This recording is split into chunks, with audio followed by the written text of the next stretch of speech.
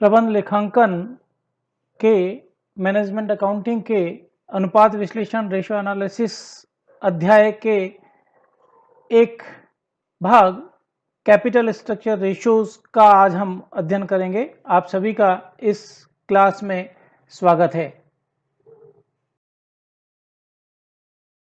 पूंजी संरचना अनुपात या उत्तोलक लीवरेज या कैपिटल स्ट्रक्चर रेशियो एक संस्था की दीर्घकालीन शोधन क्षमता की स्थिति का विश्लेषण करने के लिए उत्तोलक लीवरेज या पूंजी संरचना अनुपातों कैपिटल स्ट्रक्चर रेशियोज की गणना की जाती है, इसीलिए इन्हें दीर्घकालीन शोधन क्षमता अनुपात भी कहते हैं। कुछ पुस्तकों में से दीर्घकालीन शोधन क्षमता के नाम से ही लिखा गया है। ये वो वित्तीय अनुपात हैं जो कि संस्था की दीर्घकालीन शोधन क्षमता अर्थात ऋण की अवधि में ब्याज का सामयिक भुगतान तथा परिपक्वता पर मूलधन की वापसी की क्षमता को प्रदर्शित करते हैं। इस प्रकार कुछ पूंजी संरचना अनुपात ऋण कोषों व स्वामित्व कोषों के संबंध का परीक्षण करते हैं तथा कुछ संस्था की ब्याज व लाभांश की नियमित भुगतान की क्षमता को परखते हैं। हम रेशियो एनालिसिस के किसी भी प्रकार के अनुपातों की गणना करें, इससे पूर्व आपको यह जानना अत्यंत आवश्यक है कि उसके न्यूमरेटर और डिनोमिनेटर अंश और हर वाले पक्ष में जो चीज लिखी गई है उसकी गणना कैसे करें। और इसकी गणना के लिए मैं आपको सलाह वापस से दूंगा कि आप एनालिटिकल बैलेंस शीट और एनालिटिकल इनकम स्टेटमेंट और P&L अकाउंट जो हमने इससे पूर्व के वीडियोस में देखा है उसका अच्छे से ज्ञान करें। उसके आधार पर हम जो भी अंश और हर न्यूमरेटर और डिनोमिनेटर साइड में पक्ष में जो भी आइटम्स रेशियो के कैलकुलेशन के समय में लिखे गए हैं उनकी गणना करना आपके लिए आसान हो जाएगा। दीर्घकालीन शोधन क्षमता अनुपातों में सबसे महत्वपूर्ण स्थान ऋण समता अनुपात या डेट इक्विटी रेशियो का है। यह अनुपात संस्था के बाह्य तथा आंतरिक कोषों एक्सटर्नल और इंटरनल फंड्स में संबंध को बतलाता है। यह संस्था की संपत्तियों के विरुद्ध स्वामियों, ऑनर्स व ऋणदाताओं जो कि लोन प्रोवाइडर्स हैं के सापेक्षिक दायित्व को प्रकट करता है। यह संस्था के दीर्घकालीन ऋणों के भुगतान करने तथा अतिरिक्त ऋण प्राप्त करने की क्षमता एवं समता पर व्यापार ट्रेडिंग ऑन इक्विटी करने की नीति को बताता है। यह संस्था का दीर्घकालीन शोधन क्षमता को ज्ञात करने का सबसे महत्वपूर्ण अनुपात है।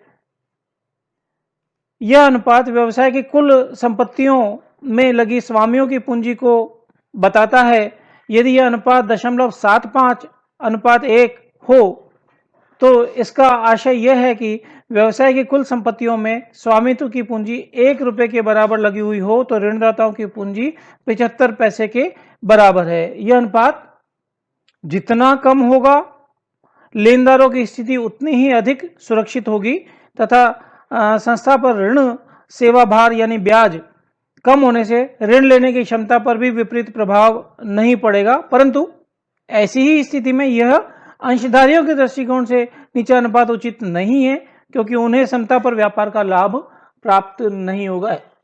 इसकी गणना के लिए मुख्यतः डेट अपॉन इक्विटी आप जो देख रहे हैं सामने पहला सूत्र रेड कलर्स में जो भी स्लाइड्स पे सूत्र हैं वो सारे महत्वपूर्ण उस रेशियो को कैलकुलेट करने का सबसे कॉमन फार्मूला है। यहां पर आप देख रहे हैं debt equity ratio, debts divided by equity.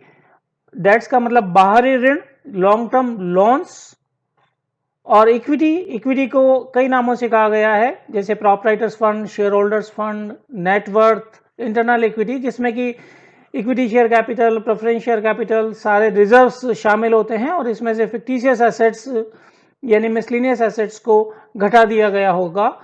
ऐसी योग को हम इक्विटी कहते हैं। तो डेट्स अपॉन इक्विटी सबसे कॉमन फार्मूला है इसको कैलकुलेट करने का। इसके अलावा date equity ratio total debts upon net worth, अभी मैंने बोला नेटवर्थ या इक्विटी या शेयर होल्डर्स फंड या ऑनर्स इक्विटी एक ही बात है। या फिर इसी रेशियो को डेट इक्विटी रेशियो को एक्सटर्नल इक्विटीज, यहां पर आप एक्सटर्नल लायबिलिटीज भी शब्द काम में ले सकते हैं। तो एक्सटर्नल इक्विटीज मतलब बाहरी ऋण जिसमें कि जो टोटल डेट्स के बराबर है। टोटल डेट्स और डेट्स में एक फर्क है कि डेट्स में जहां हम केवल लॉन्ग टर्म लोन्स को ही शामिल करते हैं, टोटल डेट्स या एक्सटर्नल इक्विटीज में हम करंट लायबिलिटी को भी लॉन्ग टर्म लोन के साथ में शामिल कर लेते हैं, ये दोनों का योग हो जाता है। यानी कि सेकेंड एंड थर्ड फार्मूले में आप देख रहे हैं जहां पे डेट्स या एक्सटर्नल इक्विटी का प्रयोग किया गया है, यहाँ पे long term loan plus current liabilities, जबकि भागित वाली जो चीज है हर वाली पक्ष में जहां आप देख रहे हैं इक्विटी का भाग दिया गया है, नेटवर्थ का भाग दिया गया है या इंटरनल इक्विटी का भाग दिया गया है, ये सभी समान है, इनकी कैलकुलेशन एक ही तरीके से की जाती है। दीर्घकालीन शोधन क्षमता के मापन में दूसरा अनुपात आप देख रहे हैं स्वामित्व अनुपात या प्रोप्राइटरी रेशो। यह अनुपात संस्था के स्वामित्व कोषों ऑनर्स फंड और कुल संपत्तियों टोटल एसेट्स, यहाँ टोटल एसेट्स का से बैलेंस शीट की टोटल से नहीं है, इसमें से अमूर्त, ये सिर्फ अमूर्त संपत्तियों का योग है, वो भी उनके वसूली मूल्य पर, यानी कि बैलेंस शीट की टोटल में से आप फिक्टिशियस एसेट्स यानी मिसलेनियस एसेट्स को, मिसलेनियस एक्सपेंसेस को इसमें से घटा दें तो ये कुल संपत्तियां कहलाएंगी। तो ये ऑनर्स फंड और टोटल एसेट्स जो कि टेंजिबल एसेट्स हैं केवल उनको शामिल करना है, और वो भी उनके अगर रियलाइजेशन मूल्य पर अगर दिया हुआ हो तो यह अनुपात जितना अधिक होगा लेनदारों की स्थिति उतनी ही अच्छी होगी। ऊंचा अनुपात मजबूत वित्तीय स्थिति को प्रदर्शित करता है क्योंकि ऐसी संस्था बाहर की कार्यशील पूंजी पर कम निर्भर करती है, आंतरिक पूंजी पर, स्वामित्व कोषों पर ज्यादा निर्भर करती है। इसको कैलकुलेट करने के लिए एक फार्मूला आपके सामने है, प्रोप्राइटरी रेशो या स्वामित्व अनुपात प्रोप्राइटर्स फंड, यहां पर आप इक्विटी का वैल्यू रख सकते हैं, यानी कि equity share capital, preference share capital, सारे रिजर्व्स और इसमें से फिक्टिशियस एसेट्स घटी हुई, तथा टोटल एसेट्स जिसमें फिक्टिशियस एसेट्स शामिल नहीं है और केवल अमूर्त संपत्तियां हैं और वो भी उनके वसूली मूल्य पर। इस अनुपात को और अधिक विश्लेषित करने के लिए निम्न दो अनुपातों की गणना भी की जा सकती है। जब हमें स्वामित्व कोषों और कुल संपत्तियों के संबंध को और अधिक बतलाना है कि स्वामित्व कोषों को उपयोग, ये जो धन या कोष व्यवसाय के द्वारा स्वामियों से प्राप्त किए गए, इनका उपयोग किस प्रकार से किया जा रहा है व्यवसाय में, इसको बताने के लिए निम्न अनुपात और कैलकुलेट किए जा सकते हैं। Fixed assets to proprietary fund ratio, स्थायी संपत्तियों का स्वामित्व कोषों से अनुपात, जो फिक्स्ड एसेट्स हैं यानी कि डेप्रिसिएशन घटाकर नेट फिक्स्ड एसेट्स, उसमें प्रोप्राइटर्स फंड का भाग दे दें तो ये कैलकुलेट हो जाएगा। ये बताता है कि प्रोप्राइटर्स फंड में से कितने भाग का विनियोग फिक्स्ड एसेट्स में किया गया है। Current assets to proprietary fund ratio, current assets divided by proprietors fund, कि प्रोप्राइटर्स फंड का कितना भाग करंट एसेट्स के बराबर है। इस प्रकार से हम स्वामित्व अनुपात की गणना कर लेनदारों के लिए और स्वामियों के लिए क्या स्थिति है इस व्यवसाय में, इसको बता सकते हैं। शोधन क्षमता अनुपात या सॉल्वेंसी रेशियो, यह अनुपात संस्था की दीर्घकालीन शोधन क्षमता को बताता है। यह अनुपात कुल बाह्य दायित्वों का कुल संपत्तियों से संबंध बताता है। यह माप करता है कि कुल संपत्तियों में कितने भाग की व्यवस्था बाह्य दायित्वों डेट्स के मार्फत की गई है, लॉन्ग टर्म लोन्स के मार्फत या डिबेंचर्स के मार्फत की गई है। यदि कुल संपत्तियां बाह्य दायित्वों से अधिक हैं तो संस्था शोधक्षम है, यानी कि ऋण को चुकाने में सक्षम है। अनुपात का अधिक होना यह बताता है कि लेनदारों की राशि अधिक है जिसे स्वामियों के लाभार्जन हेतु उपयोग में लिया जा रहा है, तो स्वामियों के लिए यह स्थिति अच्छी होगी। सॉल्वेंसी रेशियो की गणना कर सकते हैं। टोटल डेट्स, मैं वापस दोहरा दूं कि टोटल डेट्स का मतलब लॉन्ग टर्म लोन्स भी इसमें शामिल हैं और शॉर्ट टर्म लोन्स या करंट लायबिलिटीज भी इसमें शामिल है। टोटल एसेट्स का भाग देकर टोटल डेट्स में हम ये रेशियो, सॉल्वेंसी रेशियो कैलकुलेट कर सकते हैं। टोटल एसेट्स में यहाँ फिर वही हमेशा की तरह कि फिक्टिशियस एसेट्स को घटा देंगे और जो टेंजिबल एसेट्स हैं उनका वसूली मूल्य अगर दे रखा है तो उस पर शामिल करेंगे। चौथा, फोर्थ रेशियो, स्थायी संपत्ति अनुपात या फिक्स्ड एसेट रेशियो।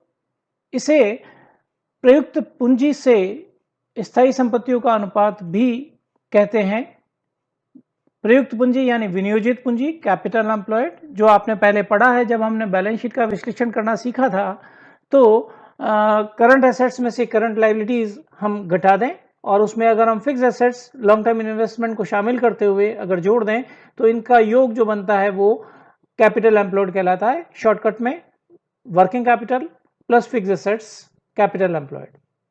इसमें सुदृढ़ वित्तीय नीति के अनुसार स्थायी संपत्तियां दीर्घकालीन कोषों से ही क्रय की जाती हैं। तो इस बात को बताने के लिए ये रेशियो कैलकुलेट किया जाता है कि फिक्स एसेट्स की तुलना में कैपिटल एम्प्लॉयड कितना है इस व्यवसाय में।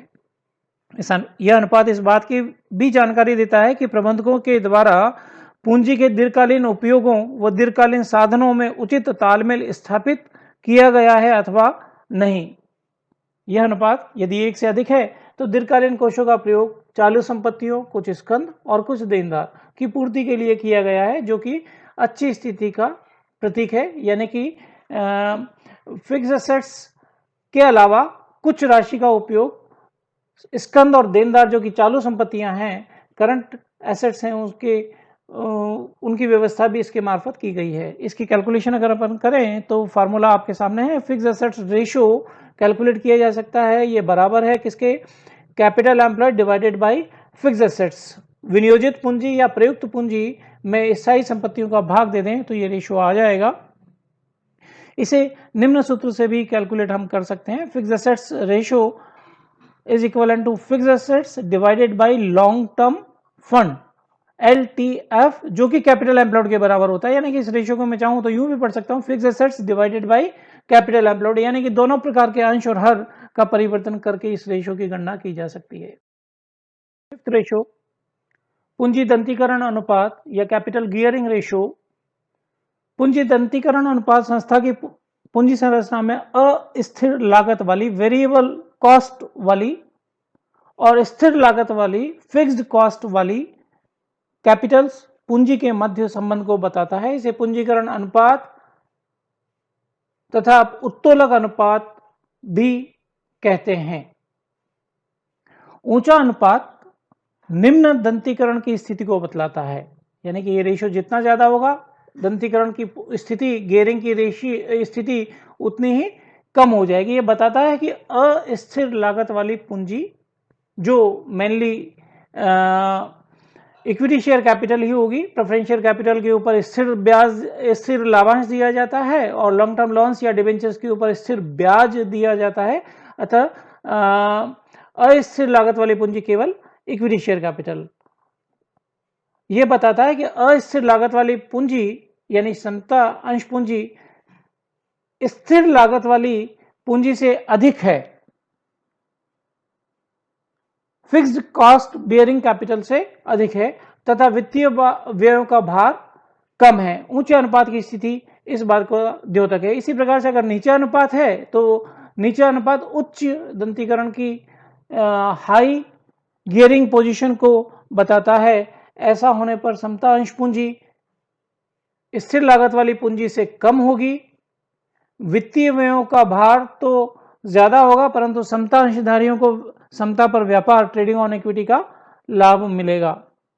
इसकी कैलकुलेशन हम कर सकते हैं। Capital gearing ratio is equal two variable cost bearing capital जो कि इक्विटी है, फिक्स कॉस्ट बियरिंग कैपिटल जो कि लोन्स हैं, और इसमें प्रेफरेंस शेयर को भी शामिल हम इसलिए करते हैं कि प्रेफरेंस शेयर कैपिटल पर स्थायी दर से लाभांश दिया जाता है। जब हम दीर्घकालीन शोधन क्षमता की ओवरऑल हम बात करते हैं तो प्रेफरेंस शेयर की पोजीशन अलग है। कभी ये नॉर्मली ये ऑनर्स कैपिटल में शामिल होता है, पर जब हम स्थायी व्ययों का भार देखते हैं व्यवसाय के ऊपर कि स्थायी व्ययों को चुकाने में ये सक्षम है कंपनी या संस्था अथवा नहीं, तब प्रेफरेंशियल कैपिटल को, चूंकि ये शोधनीय पूंजी है, एक निश्चित समय के बाद में इसको लौटा दिया जाना है और इसके ऊपर स्थायी लाभांश की दर होती है, इसलिए इसको फिक्स कॉस्ट बियरिंग कैपिटल में शामिल करते हैं। इसी को डिस्क्राइब किया हुआ है अगले वाले फार्मूले में जो लिखा हुआ है आपके सामने। कैपिटल गियरिंग रेशियो जो वेरिएबल कॉस्ट बियरिंग कैपिटल है उसमें इक्विटी सारा शामिल कर लेंगे, यानी कि ऑनर्स फंड को कैलकुलेट किया हुआ है जो हमारा, उस ऑनर्स फंड में से प्रेफरेंशियल कैपिटल को माइनस कर दें और इसमें भाग दे दें डेट्स और प्रेफरेंशियल कैपिटल के योग का। ऋण सेवा अनुपात या ब्याज व्याप्ति अनुपात, डेट सर्विस कवरेज रेशियो या इंटरेस्ट कवरेज रेशियो। जो हम लॉन्ग टर्म लोन लेते हैं उनके ऊपर हम ब्याज चुकाते हैं, तो ये जो ब्याज है वो उस ऋण या लॉन्ग टर्म लोन का सेवा अनुपात सेवा कहलाती है। तो यह अनुपात संस्था की मुख्यतः दीर्घकालीन ऋणों पर ब्याज भुगतान की क्षमता का मापन करता है। यह ऋण सेवा क्षमता का मापक अनुपात कहलाता है। यह अनुपात जितना ऊंचा होगा, संस्था की ब्याज शोधन की क्षमता उतनी ही ऊंची होगी और ऋणदाता उतने ही सुरक्षित होंगे। इसको हम कैलकुलेट करें तो डेट सर्विस कवरेज रेशियो बराबर है किसके, EBIT, earning before interest and tax. लाभ ले ऐसे जिसमें कि अभी तक हमने ब्याज और कर नहीं घटाया हुआ है। इस EBIT में भाग दे दें फिक्स्ड इंटरेस्ट चार्जेस का, जो ब्याज की राशि वार्षिक रूप से दी जा रही है उस राशि का इसमें भाग देते तो डेट सर्विस कवरेज रेशियो की कैलकुलेशन हो जाएगी। अगला रेशियो है cash to debt service ratio या रोकड़ ऋण सेवा अनुपात। पिछली स्लाइड में हमने देखा कि डेट सर्विस कवरेज रेशियो में EBIT का उपयोग हमने किया, EBIT में भाग दिया हमने ब्याज का।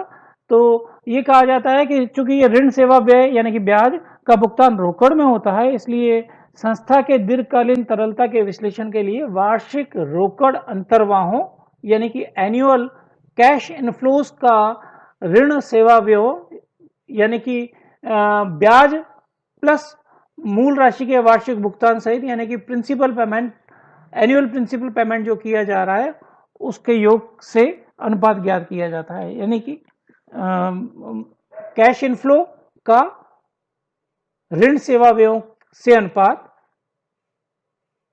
Cash to debt service ratio है। इसका परिकलन इस प्रकार से किया जा सकता है, सूत्र सामने है कि annual cash flow before interest and tax में भाग दे दें interest plus principal payment of debt before tax. अगर हमें सिंकिंग फंड एप्रोप्रिएशन दे रखा है तो उसका अमाउंट यहां पर ले लें और उसमें 1 माइनस टैक्स रेट का भाग दे दें तो ये principal payment of debt before tax की गणना हो जाएगी। इस प्रकार से हम रोकड़ में भुगतान किए गए ऋण सेवा व्ययों का अनुपात देखते हैं इस प्रकार से। दीर्घकालीन शोधन क्षमता अनुपातों के क्रम में ये अंतिम 8वां अनुपात है, लाभांश व्याप्ति अनुपात या डिविडेंड कवरेज रेशियो। यूं तो पूर्वाधिकार अंश पूंजी या अधिमान अंश पूंजी जिसे हम प्रेफरेंस शेयर कैपिटल कहते हैं, ये ऑनर्स फंड में शामिल होती है क्योंकि ये इंटरनल सोर्स ऑफ फंड कहा गया है, इसको माना गया है। परंतु पूर्वाधिकार अंशों को एक निश्चित समय के बाद में उनके मालिकों को लौटा दिया जाना होता है, इनका रिडिम्पशन या शोधन अनिवार्य हो जाता है।